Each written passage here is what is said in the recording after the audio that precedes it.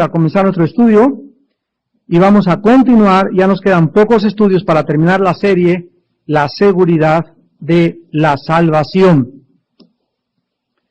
Este estudio de la seguridad de la salvación es tan importante, pero tan vital,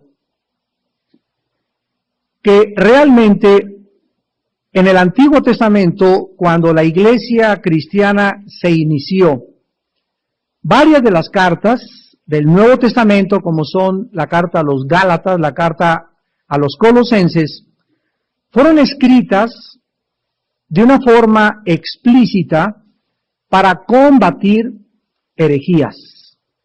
Decíamos este domingo, los que vinieron aquí el domingo, que analizamos las herejías del legalismo, el misticismo y el ascetismo, que estas herejías, estos sistemas de pensamientos, están continuamente tratando de brincar, de meterse al rebaño, ¿verdad? Estamos continuamente siendo asaltados.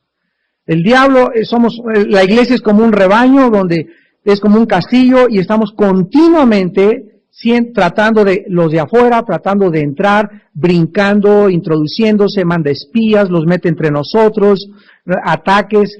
Somos como un castillo que se nos manda defenderlo.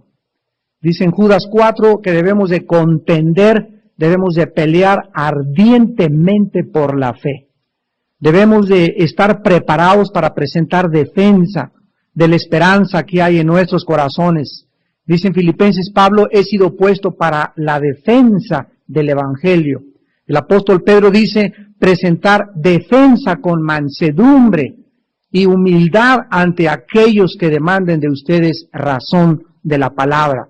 Entonces, el cristiano no es simplemente una persona que viene a engordar a los estudios, a oír, a edificar, a jactarse, a envanecerse, a inflar su mente intelectual y a conocer mucho.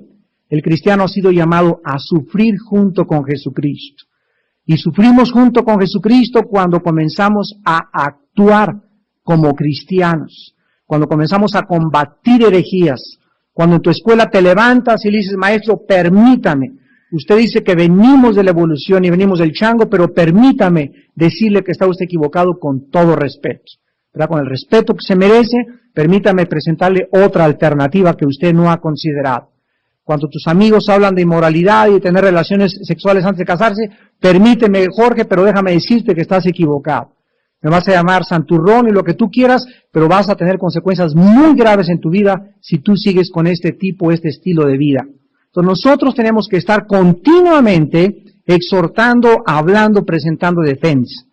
Hay ahorita una corriente maléfica dentro del cristianismo, donde los cristianos no dicen nada, no es que yo no me quiero meter con esa persona, tal vez la vaya a lastimar, tal vez vaya a pensar mal, no me quiero meter con su vida, y esto no es lo que Cristo nos vino a enseñar. La Biblia dice, las heridas del amigo son fieles. Fieles son las heridas del que te ama. Inoportunos los besos del que te aborrece. Más vale reprensión manifiesta que amor en oculto.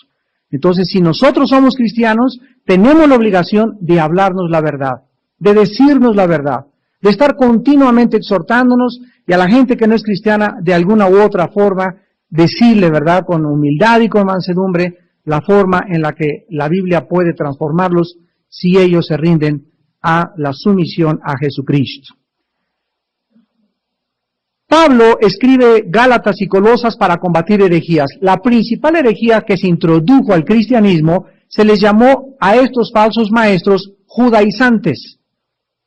Y un judaizante es una persona que dice que la muerte de Cristo no fue suficiente, que la muerte de Cristo no bastó, que se necesita para la salvación, aparte de tener a Jesucristo, hacer otras cosas, cumplir con otros ritos o con otras ceremonias religiosas.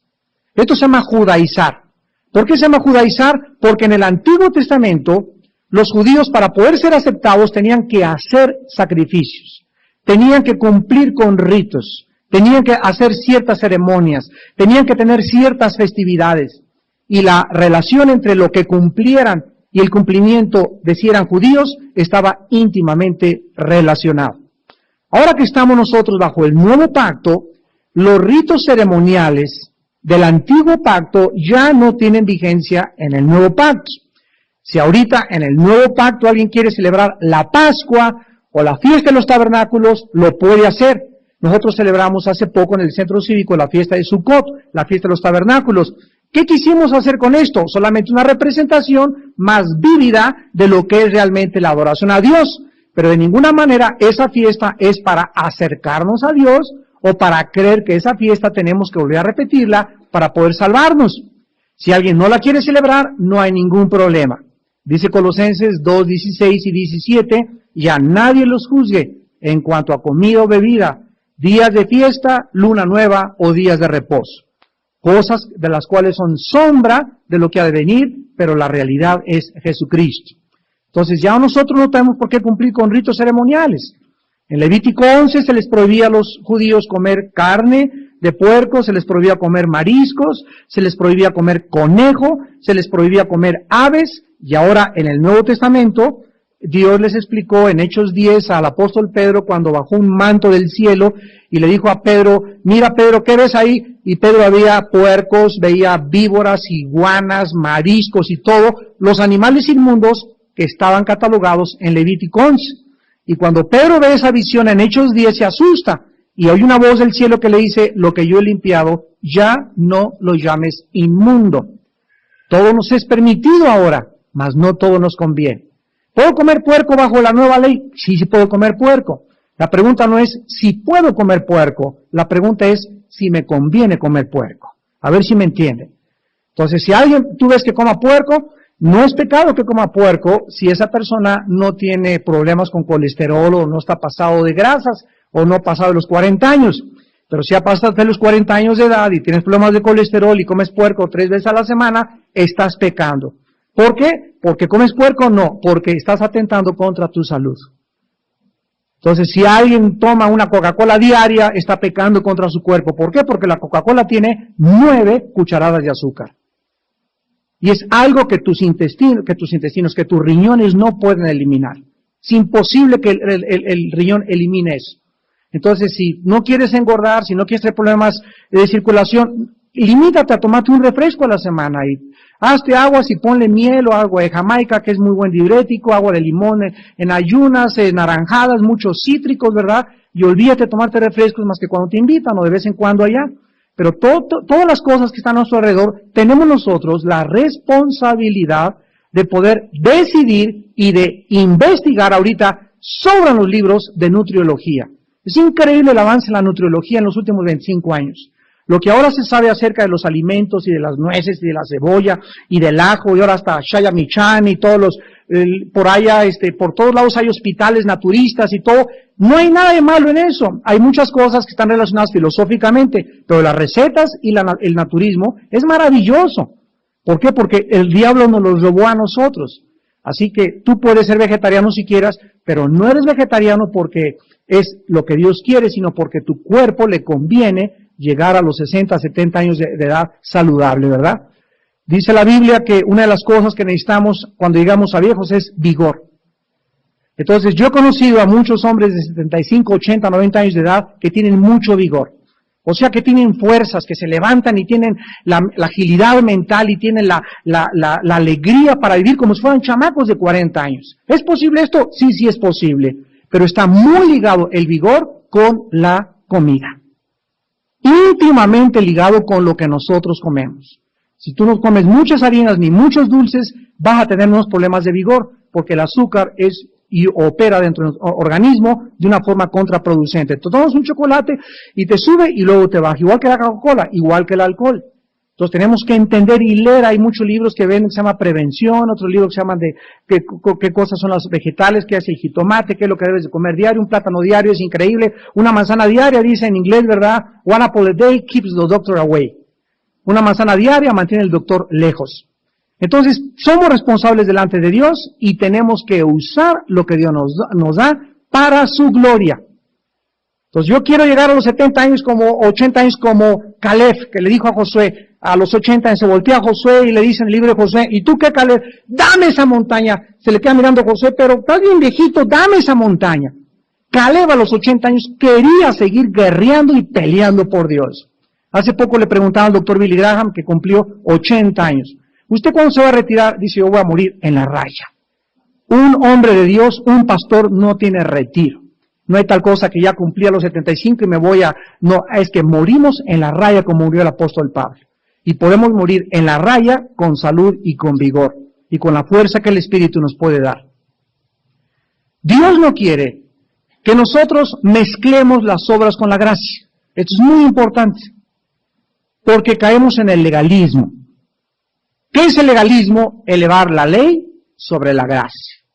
Dice en Santiago que la misericordia triunfa sobre el juicio. Dios no quiere que nosotros vivamos la vida cristiana creyendo que, Padre Santo, hoy me voy a portar bien para que me sanes a mi perrito. Hoy voy a hacer muy buenas obras y voy a dar 10 millones de pesos de diezmo para que, o sea, si estamos continuamente haciendo para recibir, hemos entrado a ser negociantes con Dios.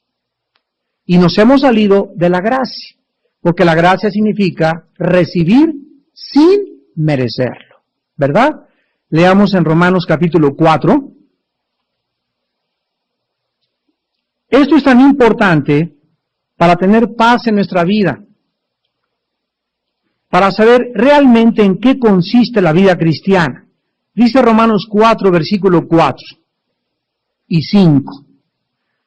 Al que obra, o sea, al que hace obras, no se le cuenta el salario como gracia, sino como deuda. O sea, si tú vas a una fábrica y obras, o sea, trabajas, y llega el sábado, llegas a cobrar, lo que te están dando es porque tú te lo ganaste, ¿correcto? No te lo están regalando, tú te lo ganaste.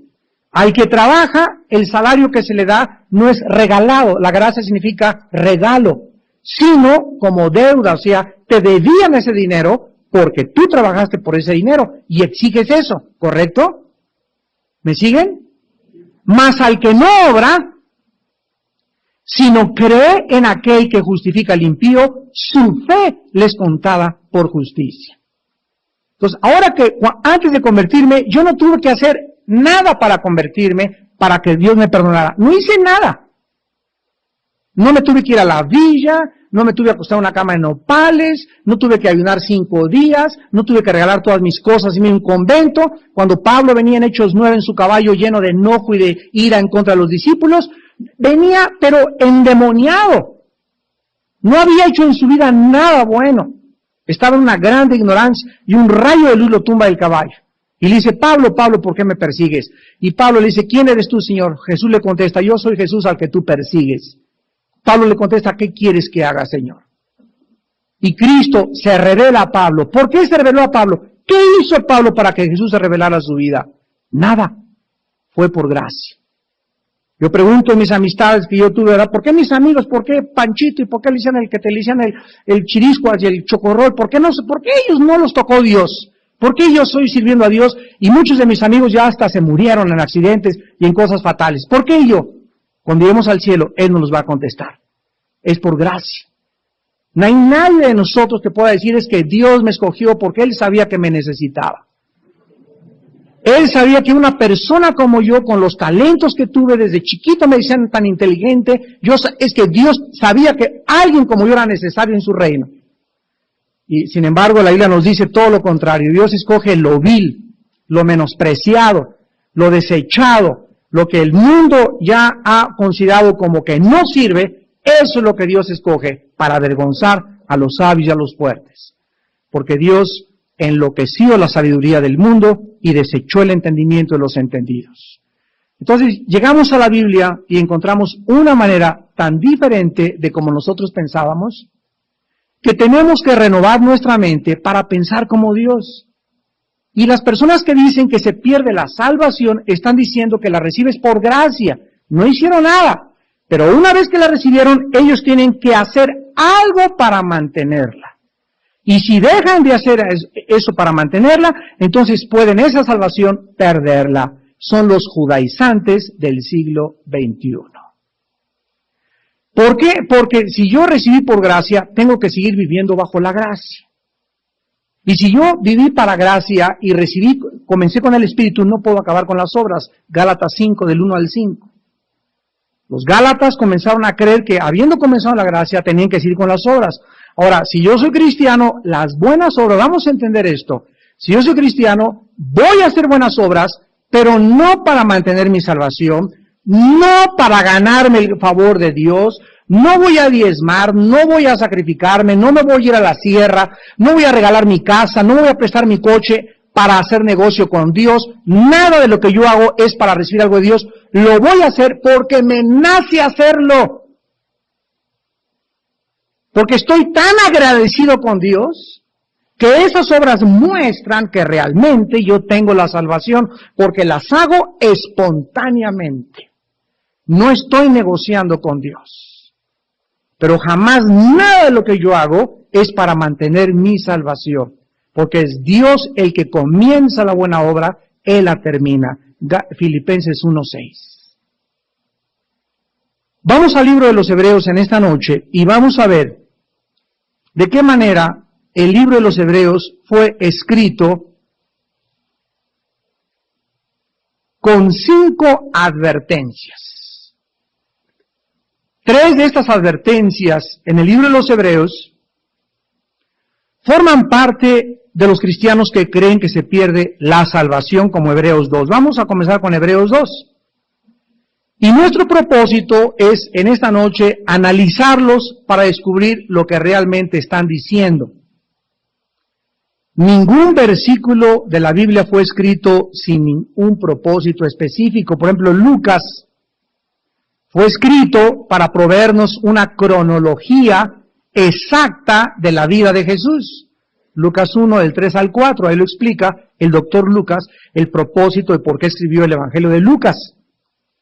Juan escribió específicamente el Evangelio de Juan para revelarnos que Jesús no fue un simple hombre, no fue un extraterrestre, no fue un grande iluminado, no fue un gurú. Cristo era y es Dios en la carne.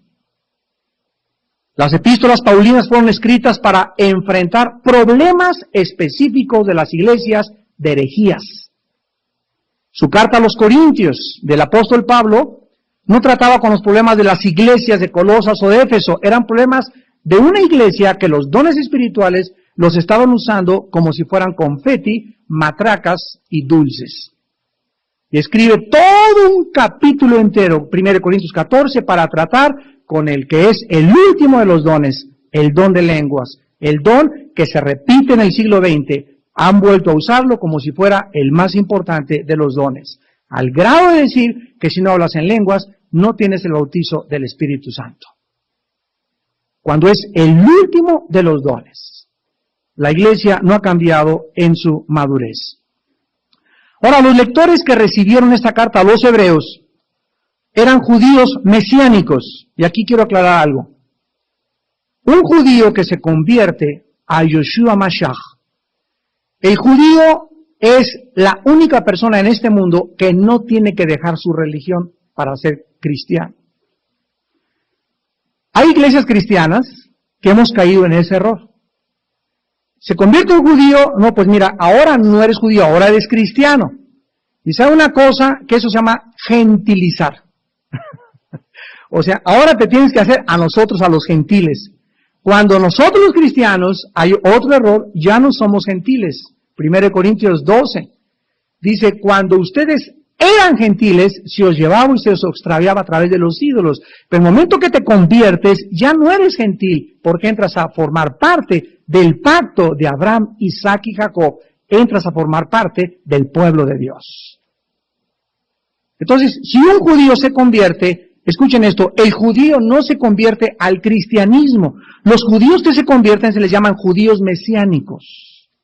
No se les llaman judíos cristianos. Porque nosotros los queremos cristianizar, comenzando con la palabra cristiano, que se usa solamente una vez en Hechos. Y ese título no fue dado por los apóstoles, fue dado por el mundo. Cuando dice, a esos se les llamaba cristianos. A los cristianos realmente se les conocía como los del camino o los de la secta del camino. Porque la palabra secta en aquellos días no se usaba como se usa actualmente. Actualmente se usa la palabra secta para describir cualquier grupo que no está de acuerdo con Roma. mas no es el significado que realmente tiene en la palabra de Dios. Entonces, estos judíos, a quienes se les mandó la carta a los hebreos, tenían un problema en su corazón. Eran judíos y se habían convertido a Jesús el Mesías. Ellos no tenían por qué dejar el judaísmo. Lo que tenían que dejar del judaísmo eran las prácticas ceremoniales y litúrgicas del judaísmo. Pero el judaísmo es Abraham, Isaac y Jacob. Entonces un judío no deja el judaísmo porque las raíces del cristianismo es el judaísmo. Nada más que ahora el judaísmo, ¿verdad?, ha sido presentado ante nosotros con un mejor sacerdote, con un mejor sacrificio y con un mejor pacto. Estos cristianos convertidos a Yoshua, Mashiach, en hebreos, tenían un peligro de que podían, a través de ya convertidos, regresar a las costumbres del judaísmo. Y estos nuevos judíos nunca habían oído o visto a Jesús, dice Hebreos 2:3, porque si la palabra dicha por medio de los ángeles fue firme, y toda transgresión y desobediencia recibió justa retribución, ¿cómo escaparemos nosotros si descuidamos una salvación tan grande, la cual, habiendo sido anunciada primeramente por el Señor, nos fue confirmada por los que oyeron? Dice la Biblia que la palabra que fue anunciada primero en el monte Sinaí fue anunciada por los ángeles, y los ángeles en el monte Sinaí, que le entregaron los mandamientos a Moisés, fue una palabra firme: el que viole la ley de Moisés muere irremisiblemente.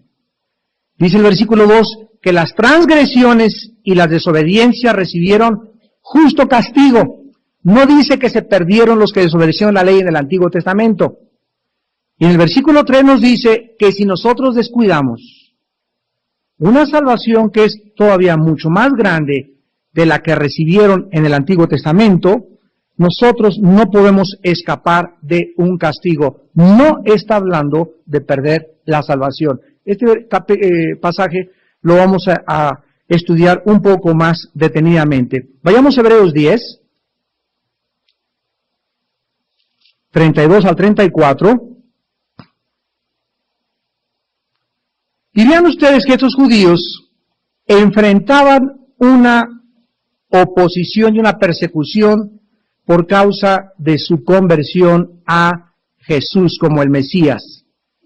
Les dice el autor de Hebreos: traigan a la memoria los días pasados, en los cuales, después de haber sido iluminados, sostuvieron gran combate de padecimientos.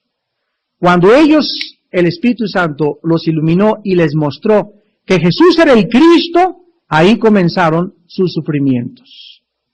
Porque desde ese momento que tú conoces que Jesús es el Cristo, comienzas a sufrir por Él, porque el mundo está en contra de la verdad y de la luz.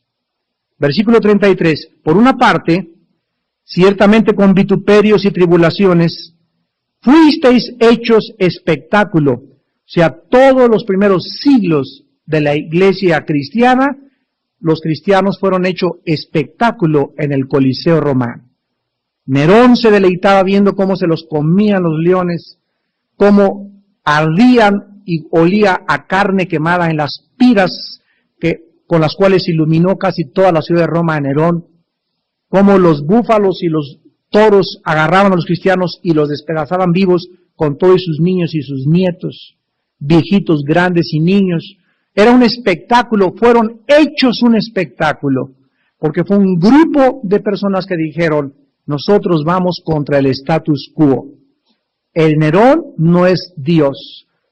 Este mundo no es de nosotros. Vamos de pasada, somos peregrinos. No nos importa dar nuestra vida en el Coliseo romano. Estos fueron los primeros siglos de la vida cristiana.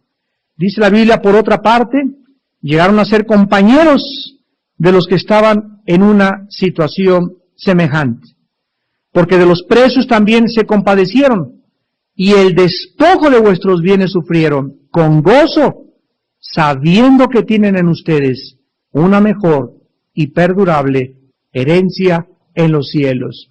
Vean ustedes las pruebas del cristianismo. fueron hechos espectáculos.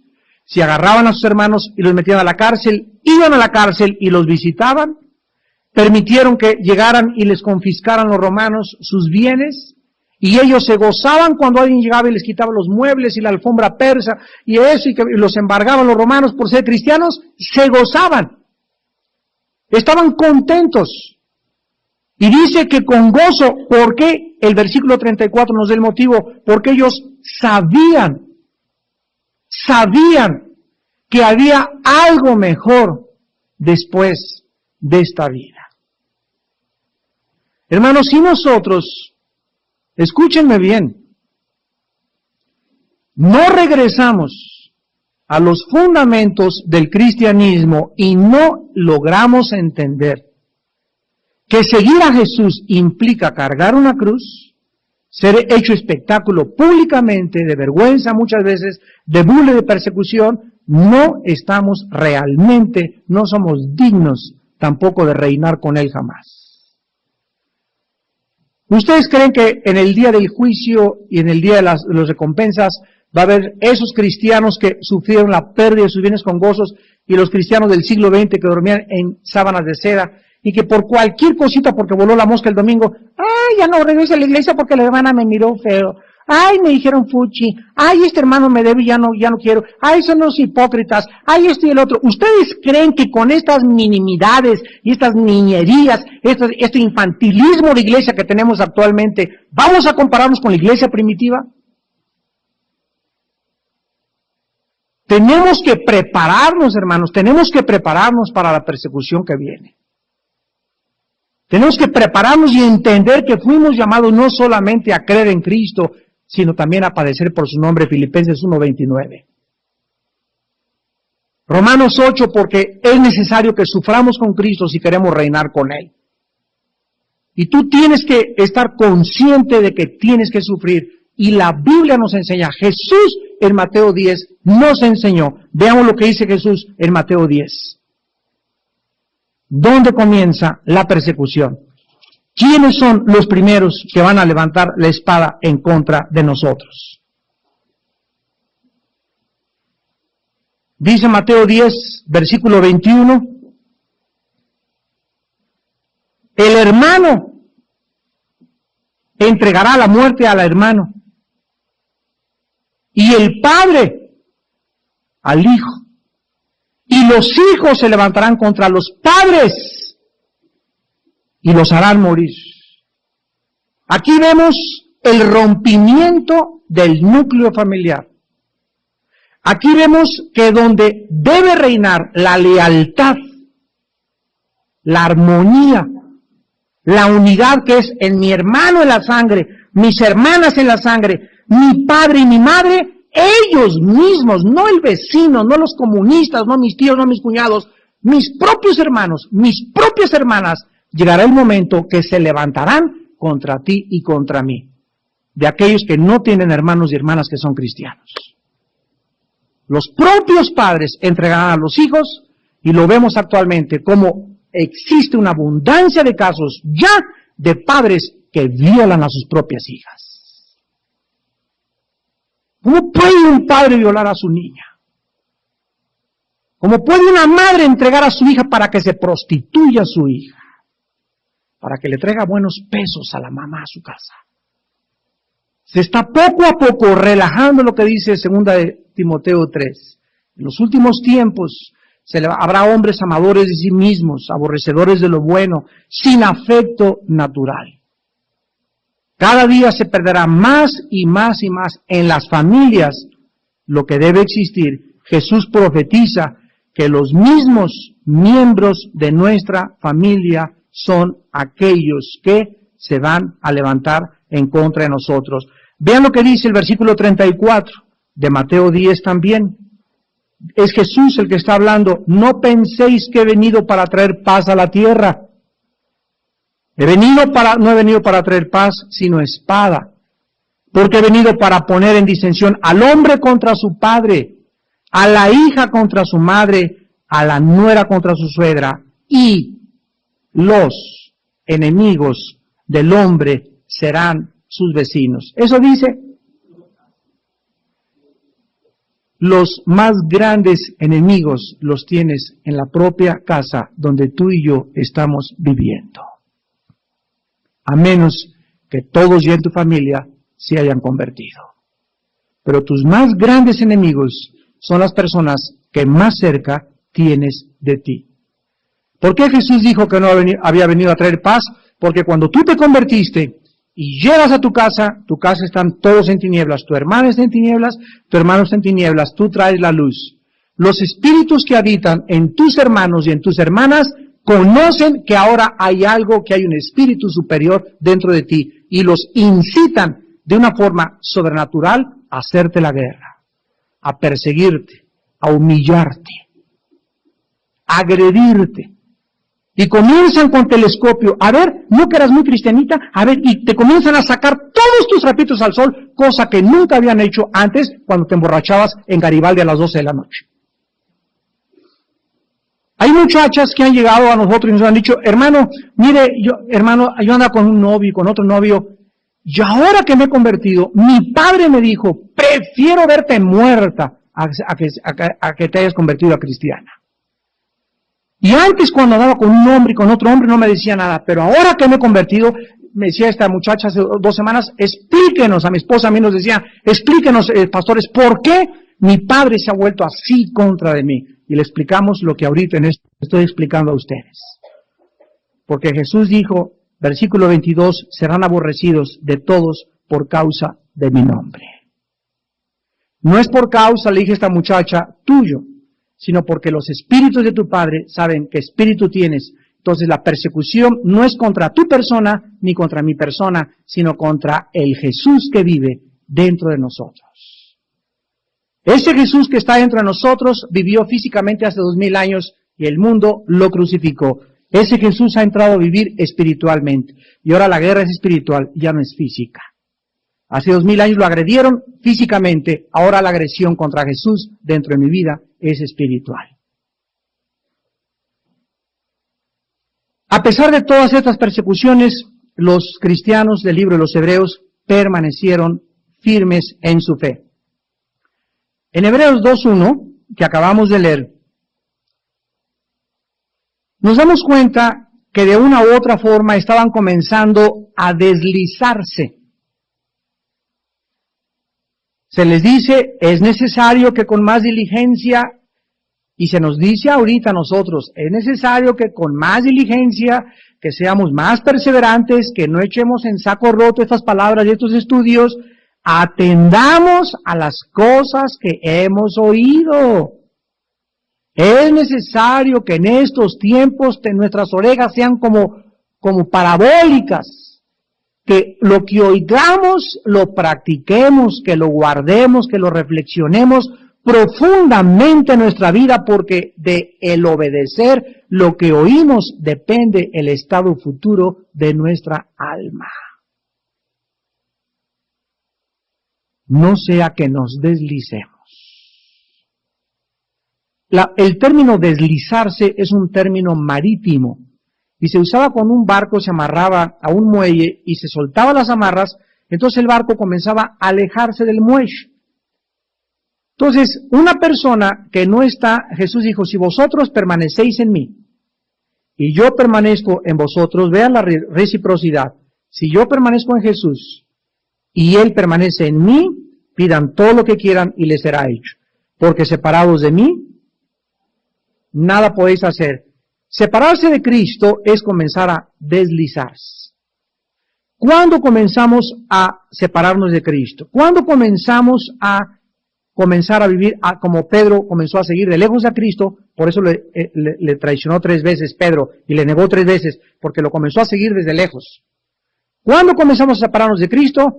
Cuando comenzamos a dejar nuestra comunión con Él todos los días, en la mañana, en nuestro devocional, en la noche, antes de acostarnos, a las 11 de la mañana cuando estás en tu trabajo, te paras, vas al baño 10 minutos, estás 10 minutos con el Señor. Mientras más busquemos durante todo el día, más tiempo tengamos con el Señor, más cerca viviremos de Él y más protegidos estaremos.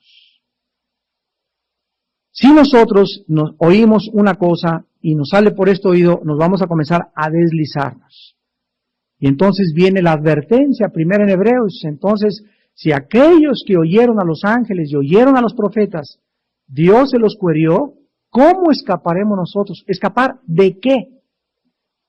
Aquí dicen que se puede perder la salvación, pero dice, ¿cómo escaparemos si descuidamos una salvación? La salvación que se nos ha entregado es como un jardín que nosotros tenemos que regar, que cortarle la mala hierba, que no es solamente llame la salvación, ya soy salvo, no. Yo tengo que cuidar con temor y temblor mi salvación.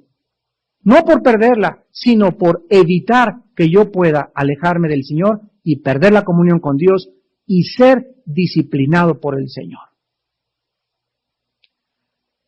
Aquí se nos comienza, pues, en el libro de Hebreos a advertir de que no es posible regresar a el judaísmo y a las obras y no olvidarnos de qué es lo que Cristo nos quiere enseñar.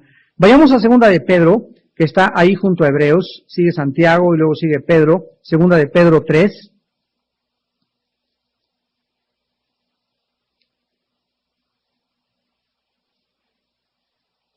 Nosotros somos como personas que leemos diariamente el periódico. Y tú le preguntas a una persona, ¿leíste la noticia de esta mañana? Y esta persona te da una versión y otra persona te da otra versión. Y así es con la Biblia. Oiga, hermano, es que yo entiendo esto con la Biblia y otra persona entiende otra cosa con la Biblia. Es que de acuerdo a lo que dice aquí en Hebreos se pierde la salvación y otro dice, no se pierde la salvación. Y nosotros encontramos esta problemática continuamente, no solamente en la Biblia, sino en la vida diaria. Miren ustedes a dos hijos. Le das una orden a tus hijos y uno lo entiende de una manera y el otro lo entiende de otra manera. ¿No es verdad? Mamá, es que yo creí que me dijiste esto. No, que como que... Y el otro, no, entendí perfectamente bien. Nos damos cuenta que cuando hablamos, oímos algo que llega a nuestros oídos, lo que determina cómo oigamos es el estado de nuestro corazón. Si tu corazón es limpio y tu corazón es puro, no hay la menor duda. Yo les dije el otro día, ¿verdad?, que la Biblia permitía las bebidas de moderación. ¿Saben lo que me dijo una hermana? Oiga, ¿es cierto que el pastor Alducin anda recomendando la cerveza Corona? Bueno, ni siquiera la Corona mencioné, ¿no? Que recomiendo la negra modelo, ¿no? Pero así la gente tuerce la palabra de Dios. Y comienzan a decir algo que uno no ha dicho, pero es que así es la naturaleza humana. Porque Jesús dijo, fijaos cómo oís. Pero ¿por qué se tuercen? Por la condición de nuestro corazón. Dice segunda de Pedro capítulo 3, versículo 15 al 16, tengan entendido que la paciencia de nuestro Señor es para salvación.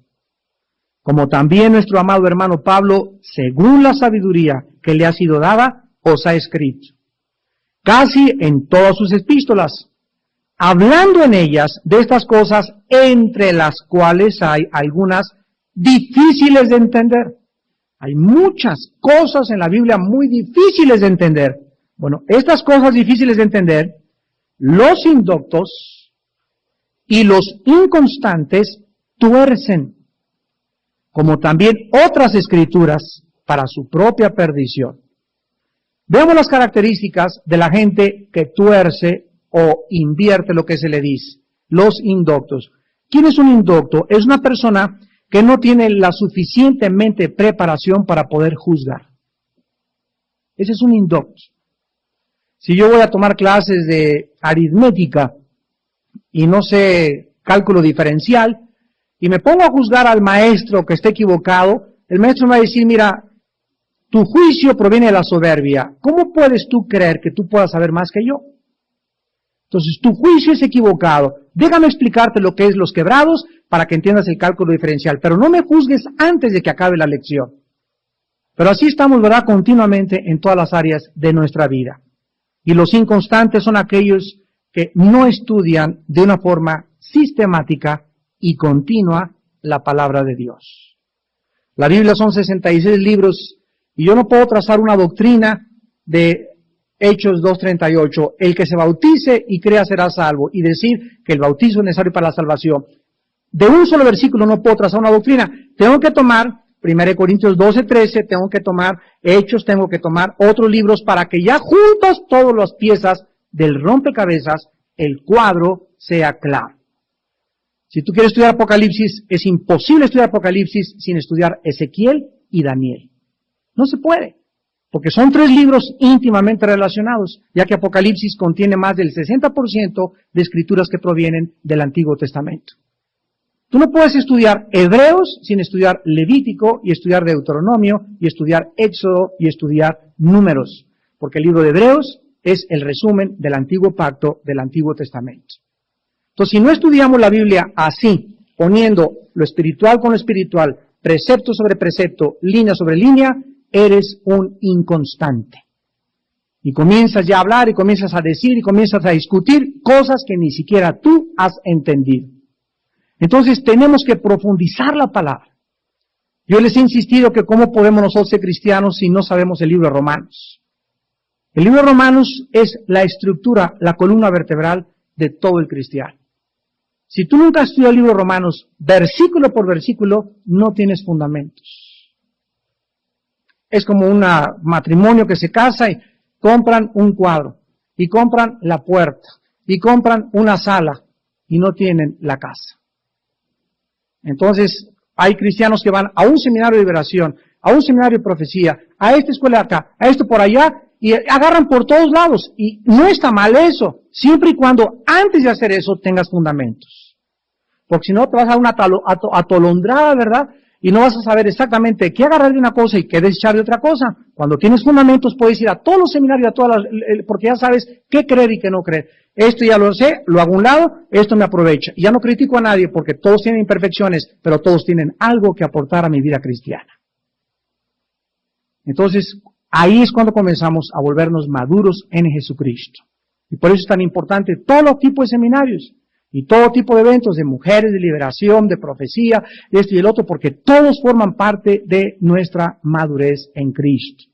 Pero si no tienes la estructura, la columna vertebral, el fundamento, no vas nunca a poder realmente ser un cristiano docto y constante en la palabra de Dios. Vamos a terminar con Hebreos 9.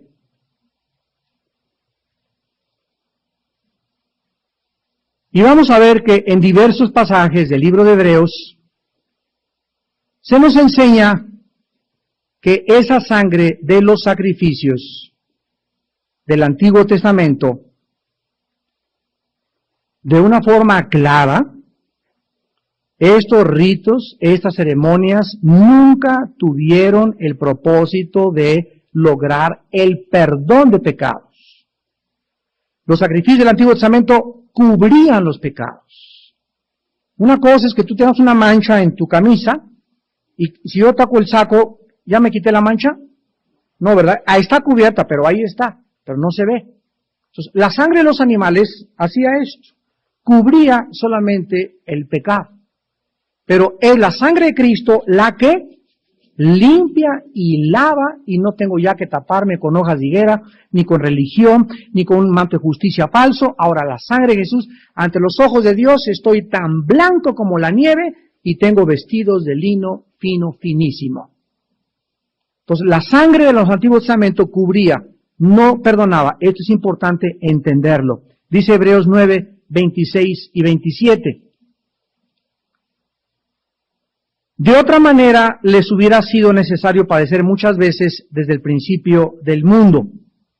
Pero ahora, en la consumación de los siglos, o sea, cuando Jesús vino, se comienza a contar que se están acabando los siglos. Cuando Jesús vino, se inicia la consumación del plan de Dios. Vivimos los últimos tiempos. En la consumación de las épocas o de los siglos, está hablando de Cristo, se presentó una sola vez. Hace 2000 años ya no va a volver a morir en la cruz, ya no van a volver más sacrificios. Una sola vez Jesús murió para siempre. Por el sacrificio de sí mismo para quitar de en medio el pecado. La muerte de Cristo quitó de los ojos de Dios mi pecado para siempre. Los que cometí en el pasado, los que cometí ahora y los que cometeré en el futuro. El pecado está solucionado con la muerte de Jesús en la cruz. Versículo 27, y de la manera que esté establecido a los hombres, que mueran una sola vez, después de esto el juicio. Si nosotros creyésemos que todavía se necesitan sacrificios, se necesitarían sacerdotes todavía continuamente. No sé cuántos de ustedes sepan, lo digo con mucho respeto y no quiero ofender a nadie, qué cosa es la misa. Es importante saber eso. Pregúntale a toda la gente que tú conozcas qué es la misa. No vas a encontrar una persona entre 100 que te diga qué es la misa. Te van a decir, es la Eucaristía, es la elevación de la hostia, etcétera, etcétera, y no es ninguna de esas cosas. La misa, de acuerdo al Concilio de Trento, es el sacrificio de Jesucristo por los vivos y por los muertos. Cuando el padre o el cura entraba al altar, y cuando entra continuamente, se quitó del latín porque nadie entendía nada, y entraba toda la gente y todo era un misterio, ¿verdad? Todo estaba rodeado con un ascetismo, un misticismo tremendo. Ahora ya se dice en español, pero cuando entraban al altar decían en latín, introibo al altare Dei adeum qualificat juventudes meam, en latín. Yo me lo sé eso en latín porque yo fui acólito. Todavía me acuerdo de todas las respuestas y toda la misa me la aprendí en latín. Yo quería ser cura también cuando era niño. Me educaron en el colegio de lasallistas y mi anhelo siempre fui muy místico, quise ser cura, ¿no? Entonces todavía recuerdo el latín que aprendí en aquella época. ¿Saben lo que quiere decir? Introibo al altare Dei, me introduzco al altar de Dios para introducirme con los sacrificios por los vivos y por los muertos. La Biblia dice lo contrario, que Jesús murió una sola vez y para siempre. Entonces vean esto, aquí está la cruz. Con eso terminamos, el micrófono es la cruz. Aquí está el Antiguo Testamento, aquí está el Nuevo Testamento. Antes de la cruz había sacrificios, los sacerdotes tenían que sacrificar para cubrir los pecados. Jesús hace un solo sacrificio y detiene, y dice, es suficiente, el mío es el final y definitivo. Soy tan perfecto que mi sacrificio es suficiente. De Cristo para nuestros días, ya la Biblia nos muestra que nadie puede hacer otro sacrificio, porque el sacrificio que hiciéramos nunca opacaría el de Jesús. Entonces, el de Jesús es el sacrificio supremo y fue para siempre y una vez. Y ahora ya no hay sacrificios, ahora hay obediencia. Ya no hay peregrinaciones, ya no hay chicotazos, ya no hay nada de liturgia, no hay nada. Ahora es obediencia nada más en el Espíritu y libertad en el Espíritu. Entonces, ¿qué pasó con Roma? Roma se brincó la cruz y siguieron haciendo los sacrificios que hacían los sacerdotes levíticos bajo el antiguo pacto. Roma sigue viviendo bajo el antiguo pacto. Y cuando alguien se muere, se le da una misa que se llama gregoriana para sacarlo del purgatorio. Cuando alguien vive, se le ofrece una misa al difunto para sacarlo del purgatorio o para abogar por él. Y dice Hebreos 9:27, de la manera que esté establecido para los hombres que mueran una sola vez y después de esto el juicio. De acuerdo a la Biblia, no hay oportunidad alguna después de la muerte. Una sola vez vas a morir. Esto niega la reencarnación y niega las misas gregorianas. La Biblia es drástica, penetrante, radical. No hay nada que regresamos y que en un cochino, en un rinoceronte, que Buda fue la reencarnación de Gautama, quién sabe qué, y que Hitler, no hay nada de eso. Todas esas filosofías vienen del Oriente, no tienen ningún fundamento en la palabra de Dios. De acuerdo a la Biblia, tú mueres hoy en la noche, jamás en la eternidad vuelves a tener las mismas oportunidades que en esta vida, en esta noche, Dios te está ofreciendo. Por eso dice la palabra, cuando oigas su voz, no te endurezcas, porque hoy es el día en que Dios te dice, ven a mí. Oremos. Señor, te damos gracias por tu palabra, porque la exposición de tu palabra alumbra nuestros ojos. Solo en tu luz veremos la luz. Gracias por guiarnos con tu espíritu y por quitar las escamas de nuestros ojos y por iluminar nuestro entendimiento. Gracias por una salvación tan grande que no podemos descuidar. Si la descuidamos, vamos a deslizarnos.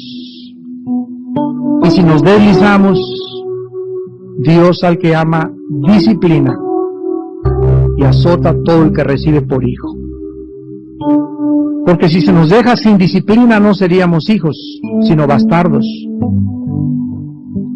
Pero el motivo de la disciplina de Dios, la razón por la cual muchas veces sufrimos, es para que participemos de su santidad.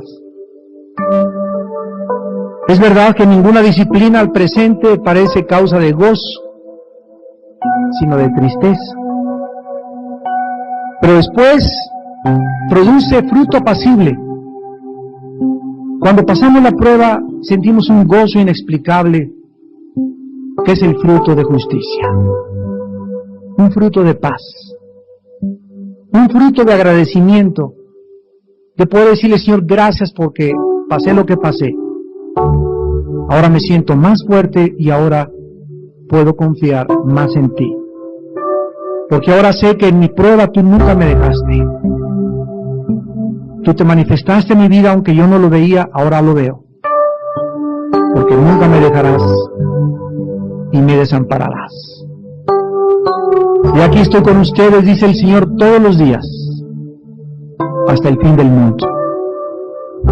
Te damos gracias por una salvación tan grande, Señor, que es eterna, que trasciende el tiempo y el espacio.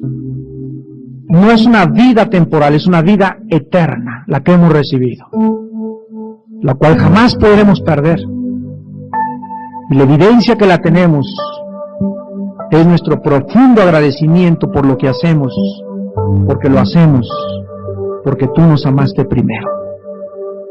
Te amamos, Jesús, porque tú nos amaste primero y porque ahora vivimos para seguirte, no solamente cuando nos das pan y nos haces milagros, sino para seguirte al monte Calvario, a morir y acostarnos nosotros también contigo en esa cruz y poder decir con Cristo, estoy juntamente crucificado. Ya no vivo yo, mas vive Él en mí. Y lo que ahora vivimos en este cuerpo, que día a día envejece y se acaba, debemos de vivirlo por la fe. Por la fe en aquel que nos amó y se entregó a sí mismo por todos nosotros. Para tu gloria y para tu honra, Señor Jesús.